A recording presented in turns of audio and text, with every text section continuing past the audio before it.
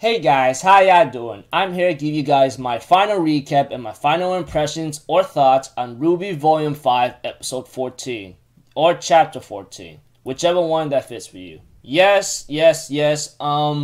I apparently did some research here and there before the weekend came about that this would be the last chapter or episode of RWBY Volume 5, which is to my shock and surprise. Honestly, I expected it to last a little bit longer because the way how it went. I'm pretty sure all you guys could have thought that it should have lasted longer. I thought the same way. And the way how this episode went or chapter went, it was pretty cool and surprising.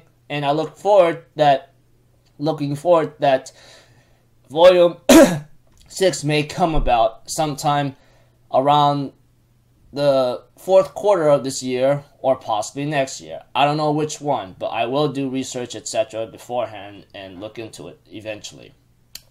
So if anything else, let's just get started right away, okay? Okay. We have to it that after the opening, obviously, we have to it that Adam is confronted by Blake and Sun, and after a short couple words of exchangement of possible insults and anger of what's going on here and there, Adam somehow managed to escape. As for the others, we have to it that Blake comes in to join her team, which is Ruby and Weiss, to take on Hazel, Mercury, and Emerald.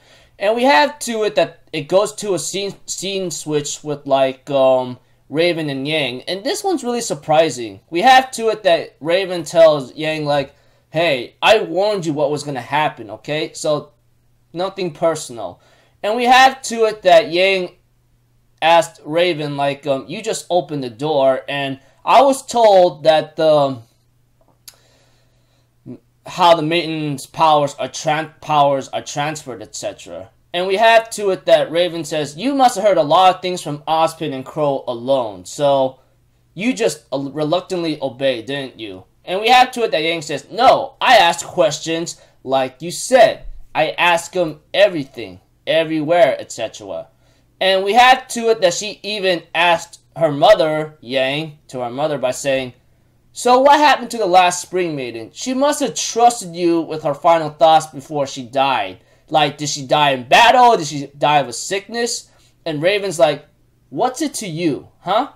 And Yang's it's written all over your face. How could you? What's wrong with you? And Raven's I found that girl, okay? She was weak, scared, and she didn't do a thing. And no matter how much training I pressured her to do and put her through, she was not fit and cut out for this damn job. No matter how much effort I tried and no matter how much I've been doing the best I can to help her, she did not want to do it. She was scared. She did not learn a thing. So I did what I would in an act of mercy. So it's revealed that Raven says that she killed her and took her powers to release her from the stress of this world, etc.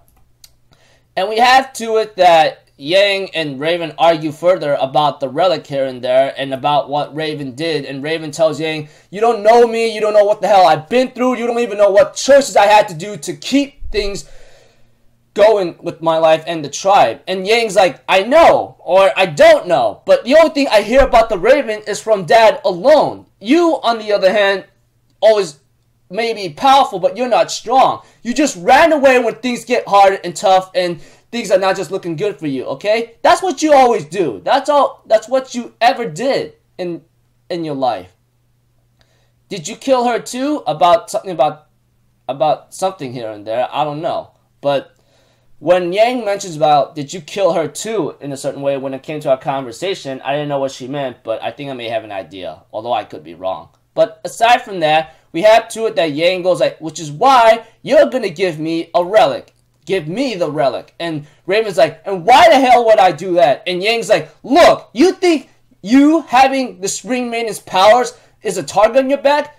Guess what happens when Salem finds out when you have the relic, huh? What do you think happens then? She will come at you full force, 100% to get what she needed to get. That relic, etc. And of course, Yang even tells Raven, you're afraid of Salem anyway, so you're gonna give it to me. Because you know what will happen if she finds out you have the relic and comes at you full force of our freaking army. You know that. Therefore, Raven reluctantly just doesn't do anything and just stood there, etc. But before she disappears, she therefore cries in tears, which is to my surprise and shock, and says, "I'm so sorry." And therefore, Yang says the same thing with the same tears in her eyes, and Raven disappears with her semblance portal, etc. And we have to it that Yang picks up the relic of knowledge and ends up crying greatly after confronting her mother and finally realizing maybe her mother was still there. But that scene kind of shocked me a lot, to see Raven cry in tears. And the way I looked at it, there might be a chance for her to come back and possibly be a supporting or recurring character, because I'm pretty sure Raven, at least this now shows that Raven is scared of Salem, and of course Yang does prove that to her by saying in front of her face in an aggressive way. Even Raven tries to warn Yang, you don't want to do this, but Yang's like, I don't want to, but I'm going to do it anyway. Which is something that I commend Yang for. And Raven having her tears in her eyes and saying sorry might have a chance that she may come back or something. I mean, now she's caring for her daughter, at least to a point where she warned her many times and tries to help her out. That's a cool thing. But yeah. Aside from that, we get to a scene where Leo, of course, was trying to run and gets confronted by that Seer Grim, I think, or that Orb Grim or something, that Salem ends up asking him, "Where do you think you're going?" Leo was trying to make up excuses, but the truth is he was just trying to run. He was trying to make up excuses here and there and ends up trying to fight the Seer Grim, but it was impossible. Leo tries to run, but gets wrapped in his leg, and he ends up saying, "Please, please, I can still be of assistance." And then by the time Salem kills her with the Seer Grim and calls him a coward in the end. I'm not gonna lie. I expected Leo to die or get really punished by RWBY and her comrades, etc. But, Leo gets killed by Salem, and I'm thinking in my mind, congratulations, you little piece of... You deserve that. Call me cruel, cold, and ruthless for saying that Leo deserved to die, but hey, man, I mean, guy, stabbed and betrayed Osmond in the back. And he became a huntsman and an academy director, I don't know, for what? Excuse me. I mean, whatever. Call me cruel, but I'm just speaking out the facts and truth. But after that, we have to it that Hazel, Emerald, and Mercury, on the other hand, are pretty much being pushed back a bit. And Emerald believes Cinder will come back with the relic of knowledge and then we'll get out of here. But unfortunately, it was Yang who comes out of the elevator with the relic, and Emerald was crying in tears, and Mercury's like, "We gotta get the hell out of here now." Now. And we have to it that Emerald screams in total agony, seeing that Cinder is defeated and is not there or something, and ends up making a hallucination that scares everyone, which is Salem. And Ruby's like, "What the hell was that?" And we have to it that Ozpin, who's in Oscar's body, and tells everyone that was a hallucination, but an accurate one. That right there, you guys see, is Salem.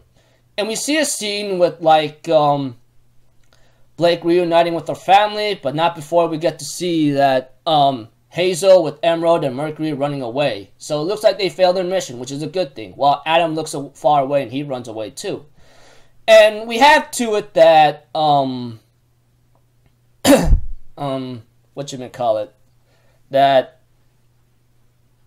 that Adam right now won't have any support as, Ilya says. Ilya explains to the Belladonna family and reports them that, Adam ran away and he's the only White Fang member left. And because of that, of the actions he did, he will not have a lot of support. That abandons his people. And we have to it that, that Blake's father, or Gira, I believe, says that we need a new a new family and a new leader that could lead the finals to a better direction. And of course, Blake's mother says, maybe you're fit for the job. And Guerrero's like, sighs reluctantly. As Sun, on the other hand, tells Blake to reunite with her team, etc. But before all this happy moment starts to begin, we have to it that Crow asks Yang what happened. And therefore, Yang explains to Crow that, well, when I got there, Cinder was gone, Vernal was dead, and Raven went off. She's gone. And therefore, Crow, on the other hand, therefore says, well, all that matters is that you're here, Firecracker. And we have to it that Oscar relays a message to Crow by saying, we must get to the land of Atlas or something, and ends up fainting. And we have to it that Blake reunites with her team, with Team RWBY finally complete, and they ask each other the same question, like, what are you doing here, you know? And we have to it that, that RWBY responds by saying, it's a long story. And therefore, Blake's like, well, I'm not going anywhere, so they go like, yeah. And they end up getting a group hug all together, and then later on, we have to it that the episode ends off with, like, Crow staring at the relic, and it's glowing. The relic of knowledge, that is. And we have to it that it plays the credits, and after the credits, we get to see a post-credit scene, which involves Ty, apparently, watering his garden, and later on ends up hearing a bird flocking, and ends up turning around, apparently, and realizes that, and sees a black feather, which symbolizes it has to be Raven. And therefore, Ty can only stare into the sky with like a solemn look on his face. So, this could either mean that Raven comes by to check on Ty, see how he's doing, or maybe he's there to talk to him. I don't know which one it is which, but it looks like to me Raven still might have feelings for him, or might still care for him, just like how she cares for her daughter. So, overall, in this final episode of RWBY, I thought it was pretty slick, not too bad. And where Yang just like talks to her mother in a certain way was actually one of the best scenes right there. And of course, like the safety of Haven Academy, along with like Blake reuniting with RWBY, Weiss, and Yang, and of course Team RWBY finally reunited, etc. You know I'm getting at here. And of course, the White Fang will soon be divided, with Adam having to like ditch his own people, as Ilya says. So looks like to me Adam won't be much of a threat anymore as he would be. So yeah. Overall, I thought the episode was really slick, you know? Like I said, I think the best scene for me was where Yang actually confronted her mother about the truths here and there. They argued against each other, and Yang standing on top of her ground. And the second best scene of this episode, which I'm pretty sure y'all could agree with, is Team RWBY finally reunited. Honestly, who would not say that's one of the best scenes in this episode? That would be sad if you don't see that. But either way, doesn't matter. Anyways, pretty cool episode. Like I said, two best scenes in this episode of this final finale episode is Yang confronting her mother about the truths here and there, and Team RWBY reunited after everything is well. Now I'll get on to my final thoughts of Volume 5. Overall, I thought the Volume 5 was actually was cool, not too bad. Although like it dragged out a little bit long with a couple scenes with Blake's arc here and there, and then like everything else. I still believe it still had its surprises and pretty cool shots here and there with like Yang and her mother, and then the troops here and there about Ozpin being cursed. So Volume 5 gives out a lot of questions, and a lot of answers need to be given, honestly. And I really enjoyed this volume a lot. Just I think the action was pretty good. And honestly, we all know which is the best fight scene in Volume 5 in a certain way, which is like Raven versus Cinder, obviously. That is literally one of the best fights of Volume 5 in a certain way. I mean, no one can like I'm pretty sure a lot could agree on that. So, yeah. So, with the reunion with Team RWBY here and there, I thought that was pretty cool. that happened only in the finale, though. Of course, Y-Sun-Ye does reunite with RWBY eventually, etc.